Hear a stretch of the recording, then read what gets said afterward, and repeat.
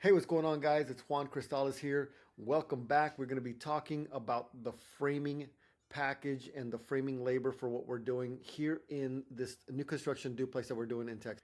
I think that one of the biggest challenges I had when I first started a new construction is that there wasn't anyone willing to teach me, and I didn't understand why.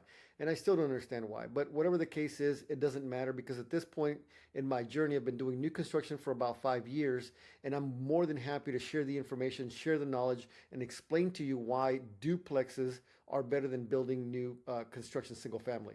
So let's get into it. We're going to be talking about framing. This is day number 3. I'm going to point out a few things that I think are key to finding a good framing contractor. You have to think about this as you're a head coach, right? You're the head coach of a football team. You want specialists, right? If I'm a head coach of a football team, I'm not going to put in a quarterback to do a wide receiver's job, and I'm not going to put in a punter to do a running back's job. It just makes absolutely no sense. And so the same thing applies when it comes to new construction. In this scenario, we want just framers, guys that have experience doing framing. And I'm not going for necessarily the least expensive one, although price is very important. I'm going for someone that couples a good quality product and price with their ability to pass an inspection. That was one of the biggest differentiators in the entire game. I thought that like it's hard to find good contractors. It's hard to find quality people that are going to stick to what they're supposed to be doing. They're going to be showing up to work and doing all this stuff. But really, at the end of the game, at the end of the day, if you can communicate to them that they have to stand an inspection inside of the city limits, that they are more careful and they know exactly what needs to happen because it's the truth, anyways. We're inside the city limits here and we have to pass all of those inspections. So let me show you here real quick. We are going to be wrapping this entire house with OSB plywood. Now, think about like high winds, right? We're in Texas. Let's say we got a lot of high winds that are coming in this direction. And so what the plywood does, it provides shear force protection from keeping that building from basically toppling over. And so that's one of the requirements for what we're doing. So like regardless of which direction the wind is coming, the plywood basically provides that bracing that you need to keep it from like, just basically just falling over, toppling over, whatever you want to call it. Now, if you look here, there's something missing. So right now these guys are just holding these up with like 2x4s because they're just going through the whole process and doing everything else like that. I'm going to show you the ones that we're actually going to be using there. So just a few more pictures here. At this point, they've just done the walls and they're putting up the plywood. The plywood is one of those commodity items that gets stolen very, very easily. Now, if you notice here, like I said, we're inside the city limits, but also, we're in the middle of town. Lots of people drive through the middle of their towns. They go through the town. I mean, it's just crazy, right? Just a lot of traffic. And so if these pieces of plywood are not secured, we have run into a situation where just there's a lot of theft. And so what happens is like these guys understand that, and I communicate to them is like, hey man, we're not going to deliver the plywood until we know that you're ready for it. So that way the plywood gets put up, and then, if someone wants to steal that plywood, they have to go rip it off the sides, right? No one's going to do that. But if you have like an entire pallet of plywood just kind of hanging out, people are more likely to want to go pick that stuff up. So now check this out. Just one of the things that the guys do. If you're starting to build, you don't need to know this information, but I'm just kind of explaining it to you and why this process goes the way it is because I think it helps you kind of better understand it. Not that you need to know this detail specifically, but it's just part of the process. So these guys are about to put all these pieces of wood to create the roof framing. The roof framing is just the structure that holds up the entire roof, right? And so instead of like getting up there and measuring right on top of the roof, pretend on top of the roof and I'm measuring, then calling out the numbers, having someone cut it, and then coming to install it. What they do is they measure, measure, measure, measure, measure, measure, measure, measure, cut, cut, cut, cut, cut, and then they just install everything all at the same time, which is their way of doing it. It's pretty efficient, and then now you see them all. It's like they've put them all lined up, and they basically now going to go in there, lift them up, put them in, lock them in, lock them in, lock them in, nail them in the way they're supposed to be going, and boom, here's the finished product. So it's a pretty efficient process. These guys are quick. Now, remember, like I was telling you guys, if you want to find a good quality contractor, you have to challenge them and say, hey, you have to be able to pass a city inspection. And that city inspection basically is going to be the hurricane straps. The city inspection is going to be dealing with framing. They're going to look at all the stuff, the support, how everything's done. And if they've been dealing with inspections in the past, it's not going to be a big deal to them. If they're just like a little bit skittish about it, they're like, oh, I don't know, it's going to cost more, then that means they probably don't have a lot of experience doing it. So right now, and this is just kind of like for you guys to understand, we're paying these guys to buy the square foot basically to do the framing and to do all the siding, put in the windows and all that stuff. So the same guys that are doing the framing have a subgroup of guys that do the siding as well. All right, now these are the 6x6 posts. Remember where I was pointing out in the porch? So these posts are 6x6 and they're treated wood, which keeps them because they get a lot of rain, they get a lot of water, moisture, and stuff like that get to them. So we want to have treated wood to keep it from corroding quickly. And so these are going to be the ones that are going to be going right in the porch area, right in here. So these are going to be the support spots right here. So this is the entrance here. We're just kind of going through the inside. It's looking good, man. These are the ceiling rafters. We have an LVL here. This LVL thing is a specialty piece of wood. Now, whereas a normal piece of wood that would be that long would probably be, anywhere between, I don't know, about 40, 50, $60. This particular piece of LVL probably costs like $250.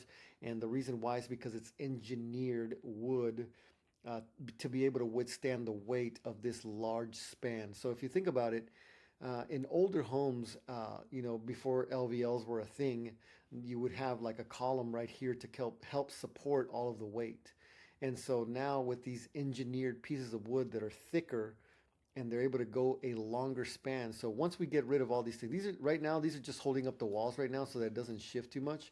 But basically once all these things get removed, this piece here is holding up a lot of weight on both sides.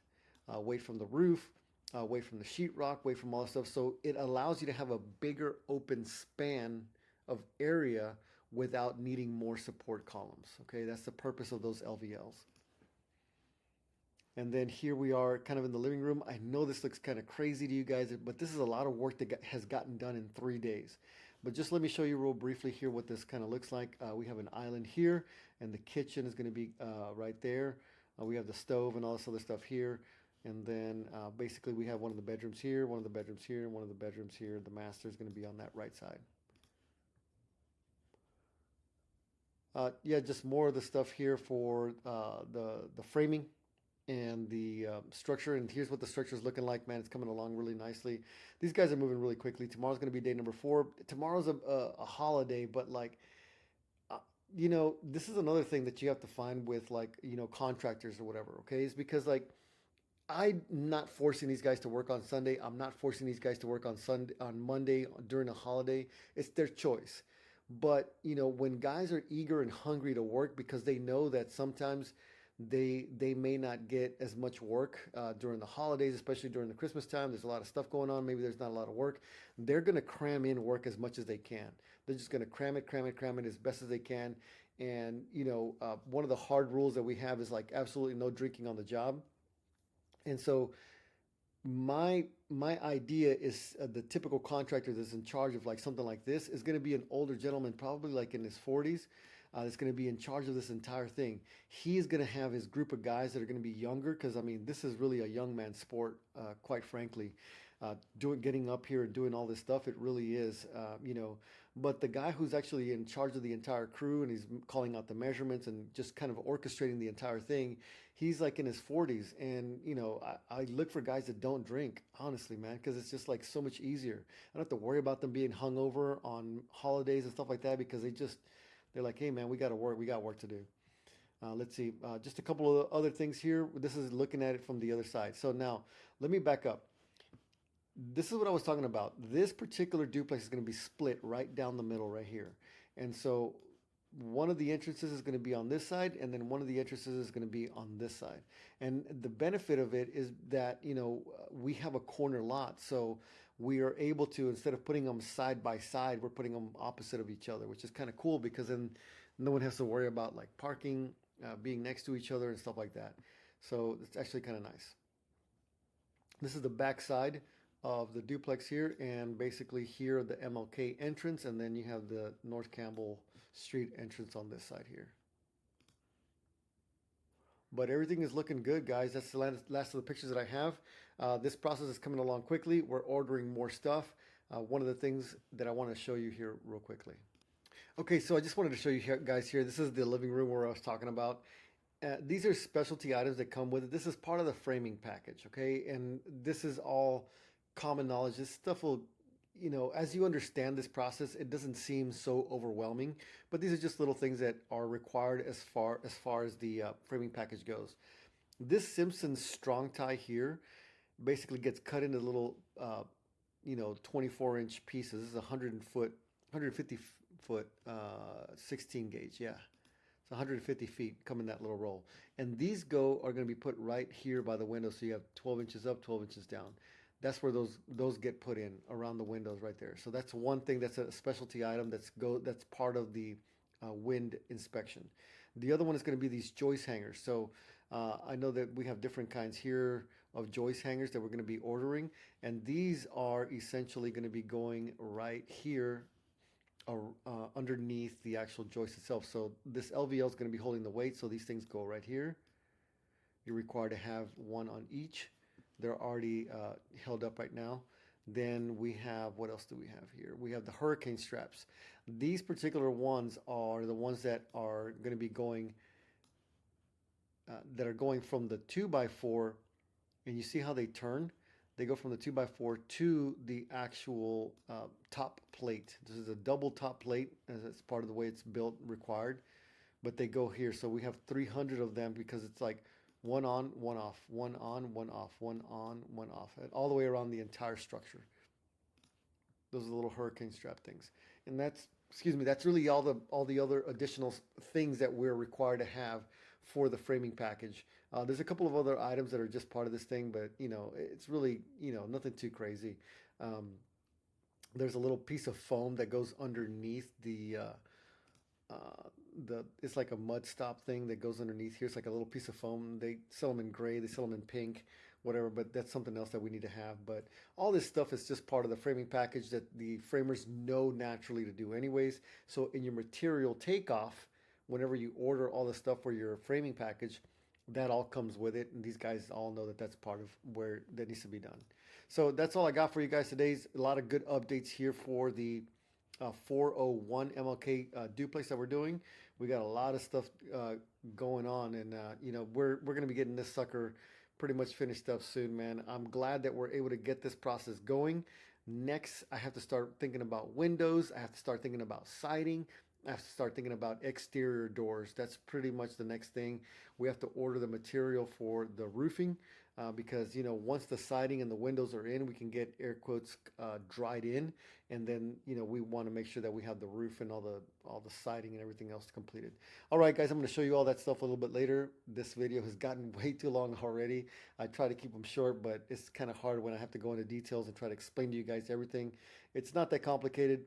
I wish I would have started in new construction. Thanks so much for watching, guys. I'll talk to you soon.